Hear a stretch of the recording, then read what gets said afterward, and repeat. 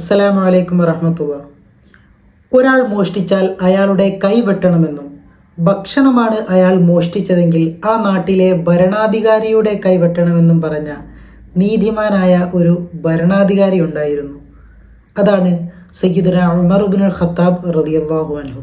ഈ ഇന്ത്യ രാജ്യം ഉമർ ഇബ്നുൽ ഖത്താബ് റളിയല്ലാഹു അൻഹു ഭരിച്ചിരുന്നെങ്കിൽ എന്ന് ഞാൻ ആഗ്രഹിക്കുന്നു എന്ന് മഹാത്മാഗാന്ധി വരെ പറഞ്ഞു വെച്ചിട്ടുണ്ട്. ഒരിക്കൽ നബി സല്ലല്ലാഹു അലൈഹി വസല്ലമ തങ്ങൾ പറയുന്നുണ്ട്, എനിക്ക് ശേഷം ഒരു പ്രവാചകൻ വരാനില്ല.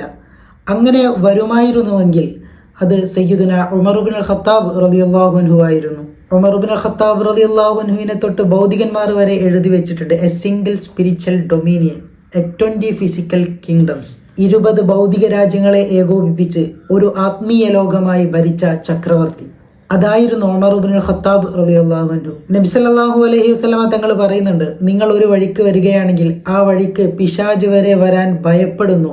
അതാണ് ഉമർ റളിയല്ലാഹു അൻഹുവിന്റെ ഈമാൻ. ഇസ്ലാമിക ചരിത്രത്തിലെ പേര് കേട്ട് ഏതൊരു വിശ്വാസിയും രോമാഞ്ചം കൊള്ളുന്നുണ്ടെങ്കിൽ ആ പേര് ഉമർ ഇബ്നുൽ ഖത്താബ് റളിയല്ലാഹു അൻഹു എന്നായിരിക്കും.